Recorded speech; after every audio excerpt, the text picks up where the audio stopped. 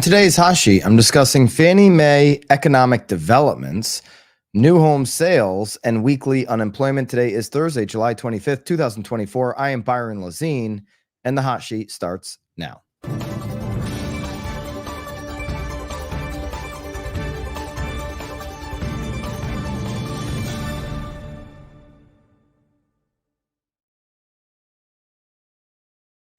All right, here we go to end off the Hot Sheet week on this Thursday. Let me know in the live chat which market you're tuning in from today. If you're on the replay, go ahead and hit thumbs up and subscribe to the channel. Love to have you here for the Hot Sheet. Share this with somebody who wants a 24-hour look back on housing. It's the only show in housing, in real estate, that goes live every day. The markets are open Monday through Thursday. Been a wild week, to say the least.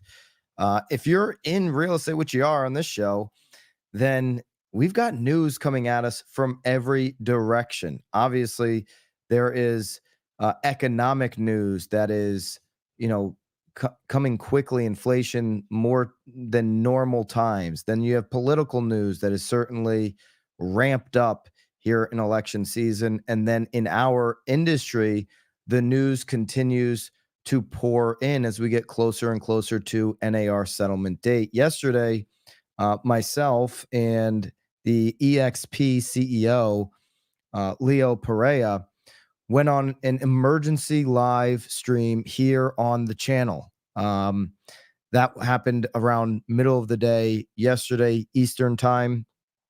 We have an article up on nowbam.com, and obviously the full video is here on the YouTube channel in the live tab, same tab that you get the Hot Sheet. Already thousands of you have thousands tuned in live, and then thousands have watched the replay.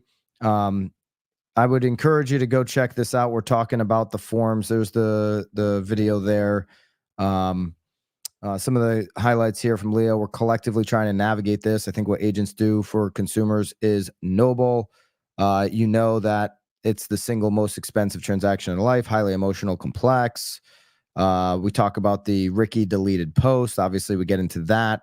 One of the reasons Leo reached out based off of the Real Word Pod was he was getting it sent to him by a number of people while he was on vacation, and wanted to address where EXP stood on some of the forms that they're rolling out and their interpretation of the rules as they are now. If you're an agent and you're just still kind of confused, this is a good conversation with myself and the EXP CEO of a publicly traded company. I tip my hat to him for saying, hey, I'm on vacation, but I want to address this now. I want to get out on the BAM platform, have the conversation. My indication would be that, he probably didn't have much time between our phone call and going live yesterday to run that through legal. So, a lot of times you get these CEOs with the publicly traded companies. They kind of skirt around what I don't know what I can say, what I can't. He knew what he could say. He went up to on the live yesterday and was very clear on I thought where he stood, said what he said, and we had a great conversation. We want open conversations in this business for agents of change as we move forward. All right, moving forward, we might be thinking a little bit differently about the economy. The U.S. economy just grew at 2.8%. This is breaking this morning in the second quarter. Much more than expected. Okay. Economic activity in the U.S. was considerably stronger than expected during the second quarter, according to initial estimate Thursday from this morning from the Commerce Department. Okay. So here you go. You can see the U.S. real gross domestic product, 2.8% here in quarter two. The expectations, okay, they had been looking for 2.1% following a 1.4% increase in the first quarter. We get to 2.8, considerably higher for April through June than obviously a 2.1 expectation. Why do I find this interesting? Well, Fannie Mae just released their economic developments for July 2024.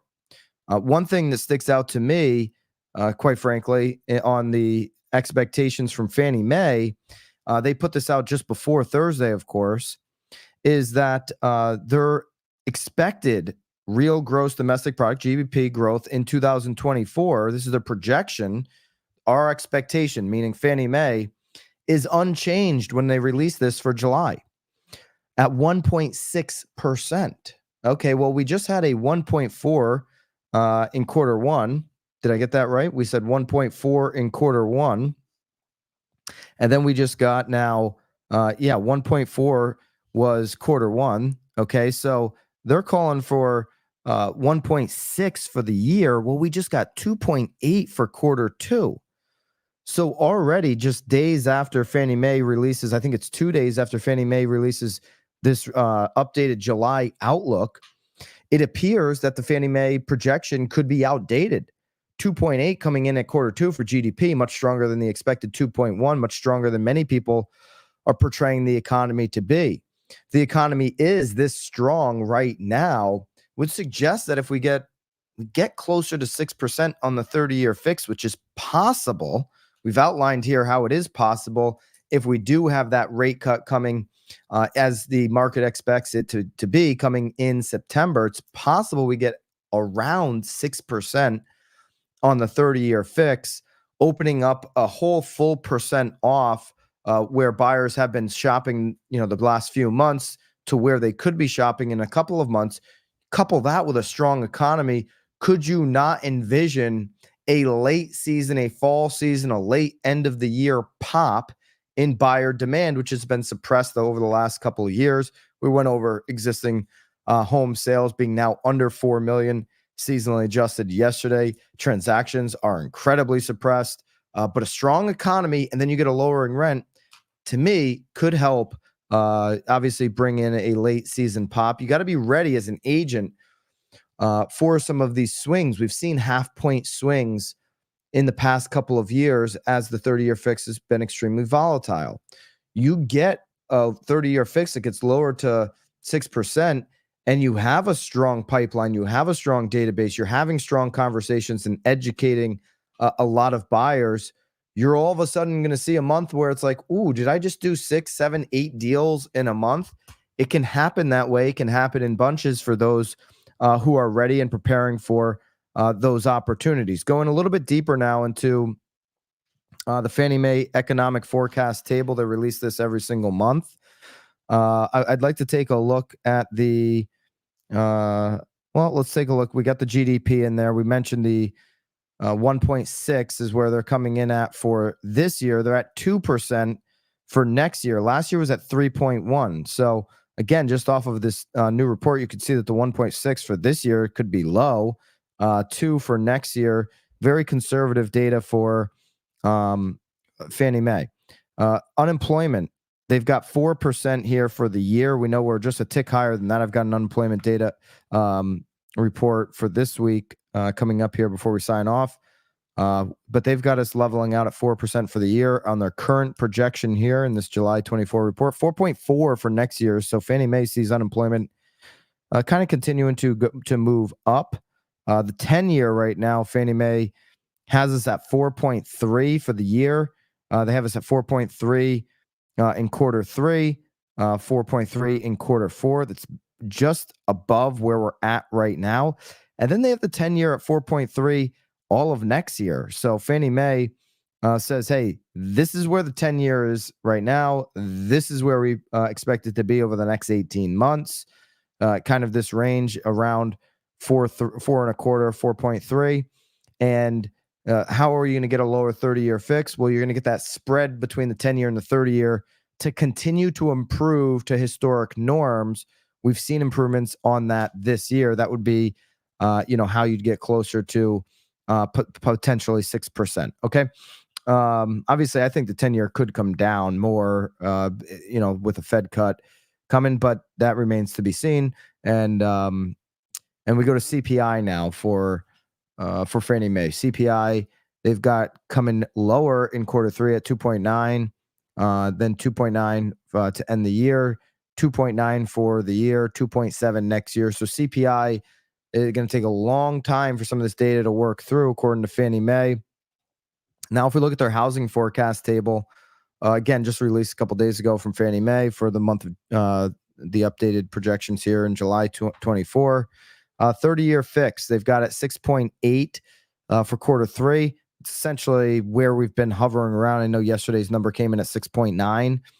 Then they've got 6.7 for quarter four. So Fannie Mae not seeing big movement here throughout the rest of the year. 6.75, kind of where we've been at the last couple of weeks, or just under where we've been at the last couple of weeks, is where Fannie Mae sees us over the next 5 months or so. 6.5 in quarter one of 25, down to 6.4, down to 6.3, down to 6.2 as we move through 2025. 2025, Fannie Mae sees average over the year at 6.4 on the 30-year fix. So not the, listen, I think the best case scenario can be low sixes. I've said it all year long, as people said the year of the fives. You're crazy if you let consumers believe that. Obviously, that's not going to happen this year. Even if it touches 5.99 for a day or something, it doesn't mean it's the year of the fives. That's 5.99. Most people will be up over 6 on their qualifications.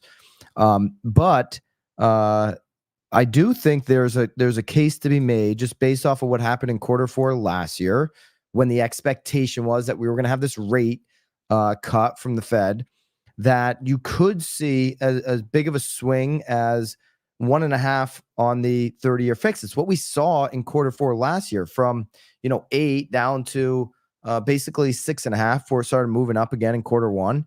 If you saw that this year, our peak was up over 7.5, and now we're expecting that the rate cut could come in September. If that rate cut does come, I could see us getting into the low sixes just based off of how we saw that move last year. Doesn't mean it's going to happen. I'm just saying that's kind of where I see a potential best case scenario. Certainly going half glass full there. I definitely see one hot inflation report, Fed putting out some bullish language, 10-year goes up, and we're back up over 7, like that. So, I can see either case happening. Total housing starts. Fannie Mae has total housing starts going down to end the year, but going up in 25 each quarter. Single family going down to end this year, but going up in each quarter next year. Multifamily really going down and then kind of staying flat throughout next year. Total home sales. Here's one that's interesting. They got us at 4.9 million, 4.8 million actually through the year for total home sales. That includes new and existing. On existing, they have us projected to do 4.168 million on the year this year. We know yesterday we just reported, NAR just reported that we're at 3.89 seasonally adjusted. So we're going to have to see some more, a stronger pace on sales pick up throughout the year. Next year, Fannie Mae is projecting 4.538 million existing home sales. So a much more active real estate market next year, according to Fannie Mae's current projections. Of course, that can change. All right, talking about new builds, new construction, let's go over to the U.S. Census Bureau report. Just released new residential sales. New construction residential sales is now ticking down, okay? And we're going to get into what this potentially means here for buyers, and what it means for the market, what it means for builders, more importantly. But you see the trend here has been new residential sales down. This is interesting because they're sitting on inventory. New houses sold, seasonally adjusted, 617,000. New houses for sale, 476,000 on the inventory side. Median sales price for new is 417,300.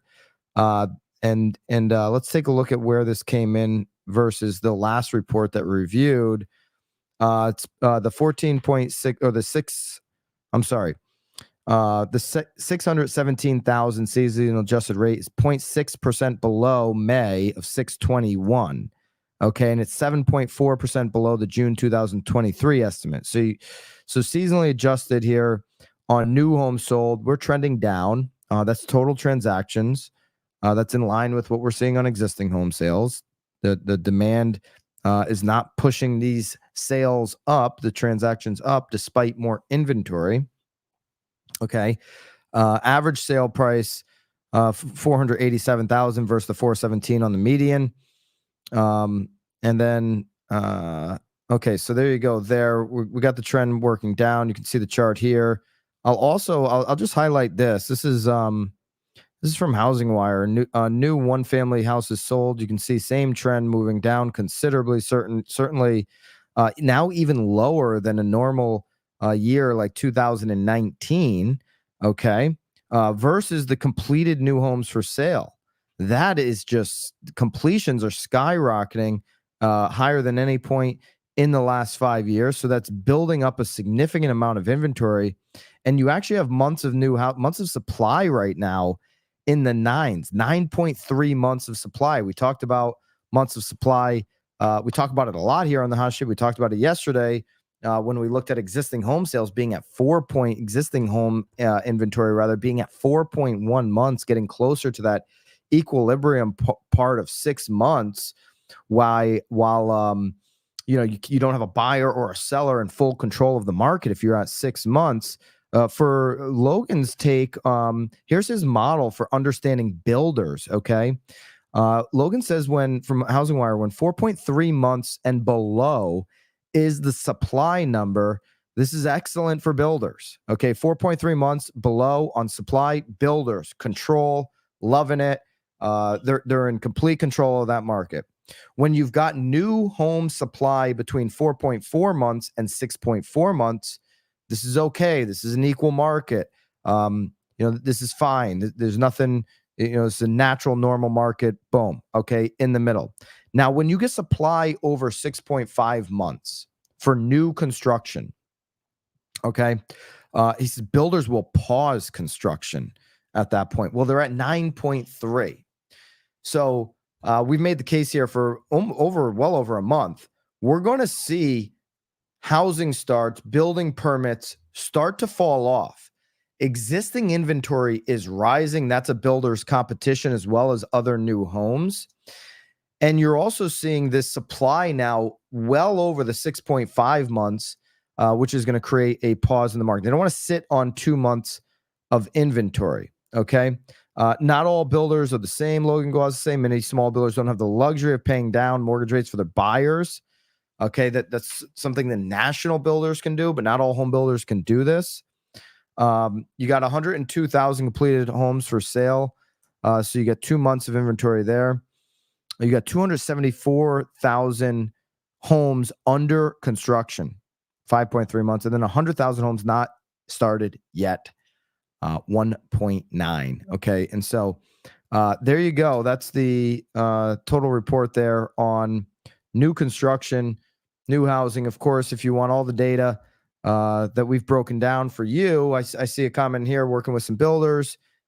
We've got not only the Fannie Mae Economic Development, but of course, all of the new home sale breakdown, as well as weekly unemployment, which I'm about to get into inside of your hot sheet show notes. The hot sheet show notes are uploaded each and every single day we do the show into BAMX, along with all of the charts and slides so that you can quickly and easily download those. Of course, BAMX comes with our monthly courses, our bi-weekly live streams. Yesterday's live stream for the BAMX community was with Jared James and myself. That was really fascinating. Jared shared so much with the community, answering questions and going deep on some of his strategies, as well as obviously the community and everything else that we do inside of BAMX. Action-packed. Use code HOT to get into BAMX right now. Okay, weekly unemployment. I wouldn't call this hot, but it is steady right now at 1 point. The uninsured employment rate staying at 1.2%. Obviously, we know total unemployment is just up over 4%. There's a decrease, though, right now in seasonally adjusted initial claims to 235,000. Okay, week ending July 20th had 235,000, decrease from 10,000 the previous week. Previous week's revised level up 2,000 from 243 to 245. Okay, so unemployment cooling off a little bit. That'd be the opposite of hot, cooling off just a touch.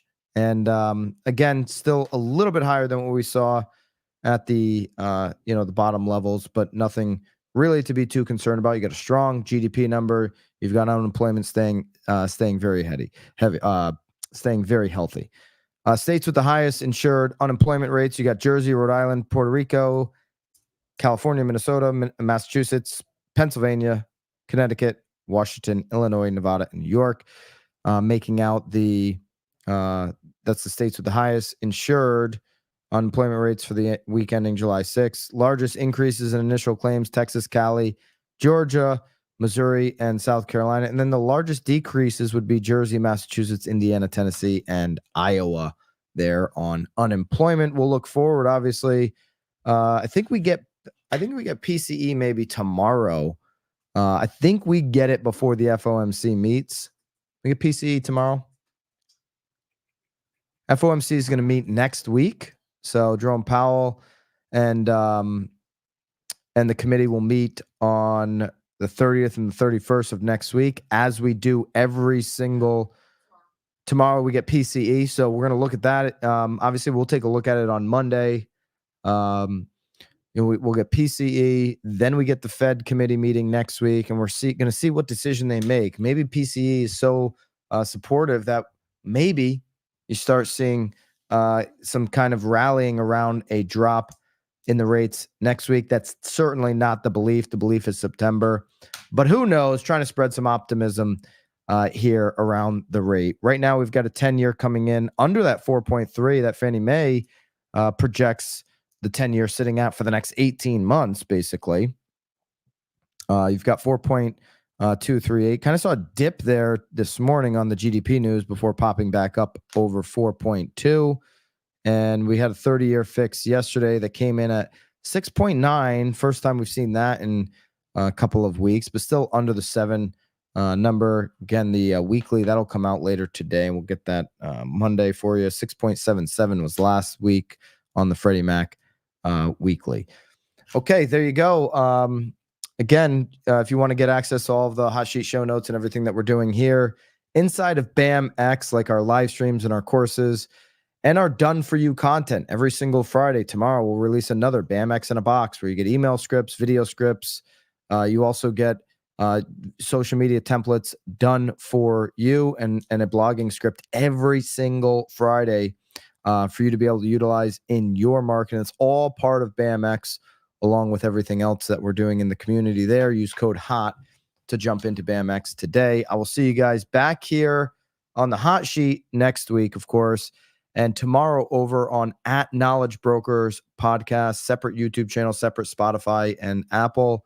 We'll be breaking down all of the crazy week that was for the economy, for housing, and of course, for your knowledge and your business moving forward. Knowledge Brokers podcast tomorrow. All right. Thanks, guys. Have a great day. Until next time. Toodaloo.